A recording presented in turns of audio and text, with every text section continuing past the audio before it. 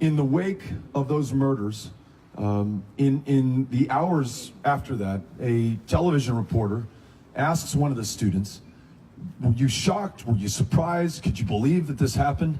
And she said, "Oh yeah, I expected this would occur sooner or later." And so that was on my mind when we learned the other day about Kendrick Castillo in a community just outside of Denver.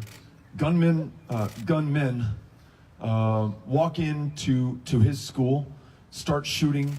He runs to the shooter, and in the process ends up saving the lives of his fellow students. And what I wondered is, in the way that Henry is now being prepared for what we think might be inevitable, in the way that that young woman in Santa Fe High School expected it would happen sooner or later, did Mr. Castillo just assume that this was going to happen? And did he have in the back of his mind, if a shooter comes in, this is what I'm going to do?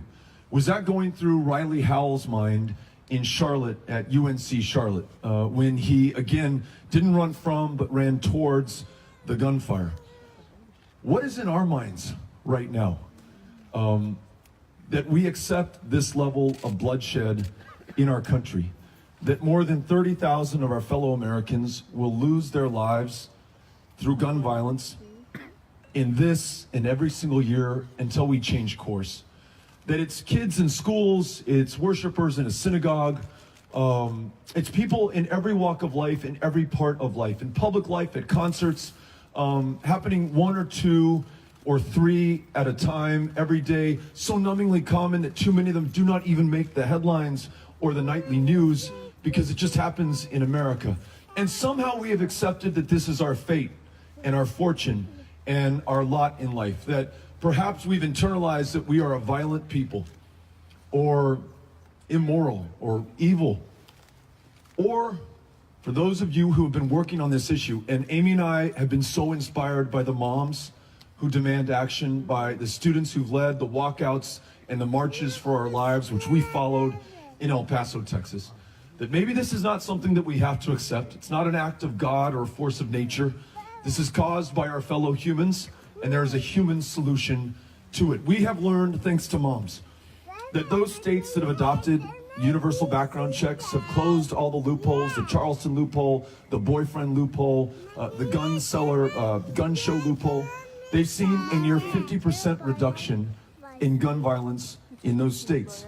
When we think about the fact that there are companies that have designed and engineered and sold to the United States military weapons of war that are really effective, very efficient at killing a lot of people very quickly and in great numbers, and that we're selling them into our communities with no added value for hunting or self-defense or sport, and then are somehow surprised when they end up doing the things that we read about or see on TV seemingly all the time, every single day. We understand that there's a human solution to that as well. Though it would require us standing up to the NRA and the gun lobby and the political action committees, and maybe affect the prospects in our next election and our ability to stay in power, if we thought not about the next poll, but about the next generation, about our kids, we would stop selling those into our communities as well. Leave them on the battlefield where they belong, where they're really good at killing people,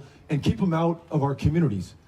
If we looked at those communities that have adopted red flag laws, when you're exhibiting a tendency to harm yourself or to harm someone else in your life or someone in my life, let's make sure that you no longer have access to that firearm before you do harm to yourself or someone else. We could choose to do that as well.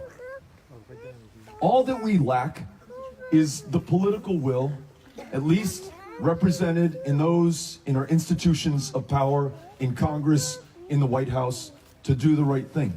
What we do not lack, and what I am so inspired by as we travel the country, are young people, are older people who are standing up and telling us that they're just not going to take it anymore. They're a reminder to the United States that every moment of significant change